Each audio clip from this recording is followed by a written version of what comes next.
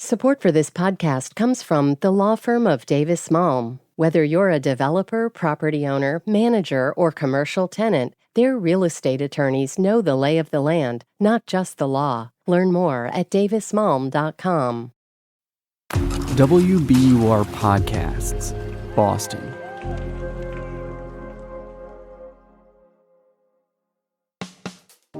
I'm Daryl C. Murphy, and you're listening to The Common.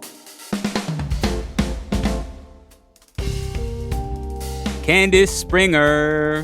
Hello. Assistant Director for City Space. Indeed. At WBUR. That's me. We made it. We did. Sun's out.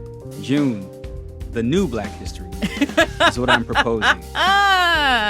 We'll table that for later. Yes. So I'm very excited to know what you got for us for the month of June. Well, to borrow a phrase from Martha and the Vandellas, summer's here, and the time is right. Yes. For I don't remember. Dancing in the Street. I knew you were going to mess it up, Daryl. I knew you were going to mess it up. I was like, be with me. I did that thing where I just pretended to go, yeah, I know that one. Well, we tried and we failed. Well, anyways, it's time to go out. It's time to dance. It's time to party. Yes. And so I've got 3 really good picks for everybody if they just want to get out, get a little vitamin D, feel some joy in their life. Long awaited. Amen. Joy. Amen. So you ready for the first one? Hit it. Okay. This is a big return. So for the first time since 2019, we will have a Pride Month celebration in Boston. Woohoo! Happy Pride Month, everybody. Happy Pride Month. Hell yeah. It's been dormant since 2019 because of all sorts of controversy. So, there had been a lot of tension between Boston Pride, the original organization that ran the Pride Parade in Boston for years. They're a decades-long organization, but there were calls from all of these LGBT plus organizations to, address some issues from racism to transphobia, demands for more inclusion, demands for more diversity, to the point where it just culminated in a request for a boycott of the parade in 2020. Yes, it was a big hullabaloo in the city to the point where Boston Pride actually disbanded. One of those local organizations, called Boston Pride for the People, has stepped up to create the Boston Pride for the People celebration. Nice. And so the parade is returning this year on June 10th. That's a Saturday, I believe. It starts in Copley Square, and it's going to run all the way through to Boston Common. And then it's going to culminate in 2, not 1, but 2 festivals that go from noon to 6 in the city. And, for those who don't know, I guess I should say that, Pride is a moment for us to commemorate all of the brave LGBTQ people who risked their lives, risked their safety, to advocate for the lives of fellow members of their community and to celebrate the richness and complexity. And gave us so much culture. So much culture. And so it's a moment for us to celebrate them, to thank them, to continue to advocate for equity and inclusion in the city. It's a sacred space. It's a sacred space for members of the community, for allies, for their families, and also it's just freaking joyous, It just feels so great being part of it. And I should make a distinction between the 2 festivals. The one on Boston Common, the one that happens right after the parade is over, that one is for everybody. It's family friendly. Come on down. It's free. There's another festival at the same time on City Hall Plaza. Now, that is 21 plus. Let's go. So if you're looking for the more adult experience, you might want to head to City Hall Plaza. Lots of the same features, DJs dancing, but we will have some beer and wine. So that's where the drinks come out. But it's just going to be, I hope, a beautiful day, a wonderful return, and I'm looking forward to it a lot. I'm with that. The Boston Pride Parade, the triumphant return. And a festival. So officially called Boston Pride for the People. That is what it's called. Boston Pride for the People, June 10th. Starts at 10 a.m., the parade. And then the festivals go from noon to 6. That's a strong start. Yes. We should end the show. I got good ones though. Okay. No, we are building up. Okay, bet. Okay. What else you got? Now listen. Donna Summer Disco Party. Disco Queen. The Disco Queen. This event happens every year. This is going to be the 9th annual celebration of Donna Summer at also City Hall Plaza on Friday, June 16th, so a week later. As most people know, but I'll just explain in case you don't, Donna Summer started as a psychedelic rock singer, but would eventually become, as we said, the Queen of Disco. Mm-hmm. She was born in Dorchester and was raised in Mission Hill, actually, before she rose to stardom in the 1970s. She passed away at the age of 62 in 2012 from lung cancer, but before that, she had 14 top 10 Billboard Hot 100 hits. She won 5 Grammys. She sold over 140 million records, and she's a member of the Rock and Roll Hall of Fame. Mm-hmm. And we claim her. She is one of our own, which is just amazing. Do you have a favorite Donna Summer hit? Not off the top. I mean, there's the one that everybody likes. Dung, dung, dung, dung, dung. Ooh, I feel love. That's a good one. I Feel Love.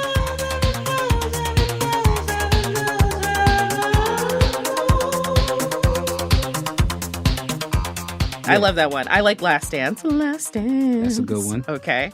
Well, you will be able to enjoy all of those at this Donna Summer Disco Party, which starts at 6 o'clock in the evening and runs through 9 p.m.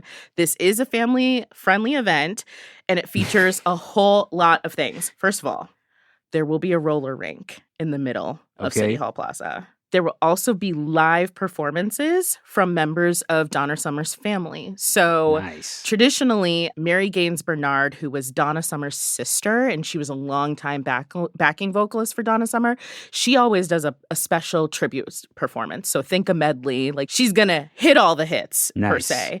And then Donna's nephew, Omega Red, who's a rapper, is also going to perform a song called Angel that actually features Donna Summer in it. So you have that to look forward to. Sweet. And it's free, of course, which free. is amazing. We love free. But registration is highly recommended. So just head to the website, register, and you're good to go.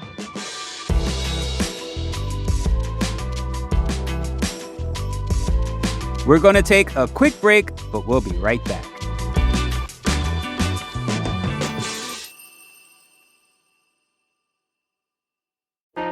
Politics has never been stranger or more online, which is why the politics team at Wired is making a new show, Wired Politics Lab. It's all about how to navigate the endless stream of news and information and what to look out for. Each week on the show, we'll dig into far-right platforms, AI chatbots, influencer campaigns, and so much more. Wired Politics Lab launches Thursday, April 11th. Follow the show wherever you get your podcasts.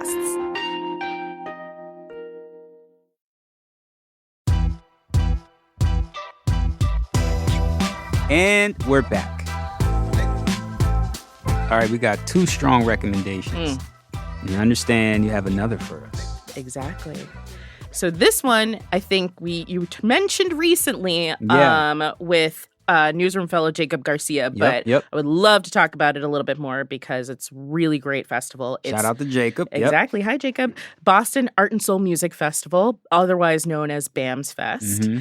It's happening from June 23rd to 24th, which is Friday through Saturday. What I love about BAMS Fest is it is one of the fastest growing urban arts festivals in Boston, and it celebrates Black artistry and Afrocentric identity. Jacob said Grandmaster Flash is going to be there. Yes. It's major. Which is amazing because I think, BAMS Fest recognized that this is the 50th anniversary of hip-hop. Yeah. So what better headliner to have for BAMS Fest than Grandmaster Flash, who was one of the founders of hip-hop, and he was one of rap's first technical pioneers. So he's going to be the headliner, which I think is amazing. Then it takes place at the Franklin Park Playstead Field, which is historic in its own right.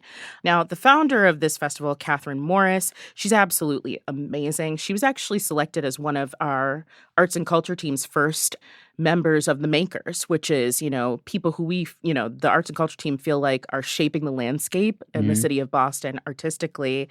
And she actually went to Temple University in Philadelphia and saw how Philly sort of creates all of these sort of cultural movements around art and festivals, and wanted to bring that home. Because I feel like, sometimes people say like, Boston isn't really for Black artists, right? That's, I think, something that Catherine heard, that Catherine wanted to change that narrative and also build a space for community and connection. Yep. So this is more than just a festival. The artists who are performing on the stage, it's a mix of local and national, which I love. It's not just artists from the city of Boston. That's why I do feel like, in a way, this is kind of an alternative to Boston Calling, whereas you were talking with Jacob, it feels like there aren't a lot of artists of color who were in that top billing. This is the complete opposite. I'm looking forward to seeing Terry Lynn Carrington, who is the founder and director of Berkeley's Center for Jazz and Gender Justice. I'm also interested in Cake Swag, who is a female rapper local to Roxbury, who I just love her vibe. I love her bars. She's going to tear that freaking stage apart. It's going to be so awesome. She's got me with the name already. Cake Swag. Cake Swag. I'm with that. And again, it is free. There are actually different levels and passes. Like if you want to support the festival at a sort of a different level, there are absolutely opportunities to do that. But if you just want to come and attend and enjoy the vibes and the good food and all the people, it's free. It's free 99. We love it. All the time. All the time. All right, bet. So, Candice. Yes. Let's bring it on home. WBUR Assistant Director for City Space. What's happening this month? New series alert. Hey. We are bringing back live podcasts to City Space. Oh. I know. I heard. I heard a rumor. It's something that we did a lot when we first opened, but we haven't brought back yet since we reopened in 2021. And we're really excited to bring back some live podcast tapings because we realize that everybody loves it. So we are kicking things off. Remember, it's Pride Month with the team behind Vibe Check. Oh, really? Yes. I've never heard of this podcast. Tell me about them. Lies. I feel like I should tell you, and Daryl might be fibbing. Vibe Check is a culture podcast hosted by the Sam Sanders. Who? A former NPR host. WBUR too, right? Yeah. Oh, Sam got his start at WBUR years and years ago. Absolutely. And then moved on to NPR. Now hosts a podcast for Vulture called Into It, and hosts this podcast with two of his best friends, Saeed Jones, the one and only I Am Obsessed. Amazing writer. Amazing poet and essayist who wrote How We Fight for Our Lives, who wrote Alive at the End of the World. And then Zach Stafford, who is also a journalist and a Tony Award-winning producer for A Strange Loop, which is an amazing musical. You know, I always got to slip a musical in here somehow. It wouldn't be right if you didn't. So he's a Tony Award-winning producer of that amazing musical, and they're three best friends, all queer Black men who talk about everything from politics to entertainment to what's going on in the world and how we're all feeling about it. So that's how we're starting. We're starting with Vibe Check. Tickets are going very fast, y'all, so I would highly, highly recommend. Who's introducing them? I don't know if you've heard of him. His name is Daryl C. Murphy. That guy? So if you want to come out and see Daryl, have him introduce, hear from these amazing men during Pride Month. They're only doing 2 dates on this tour. This is their first tour ever, and we are so lucky we get That's the huge. first stop. Please come down. We are so excited to have them. Then there are more podcasts coming. I kind of want to save it, but there are a few on our website, so you might want to check it out. This is great. We're really excited to bring this back. I am super pumped for this. Even if I weren't introing, I'd be there. So, Candice, I guess that's it for us. Until next month. Until next month. Hey.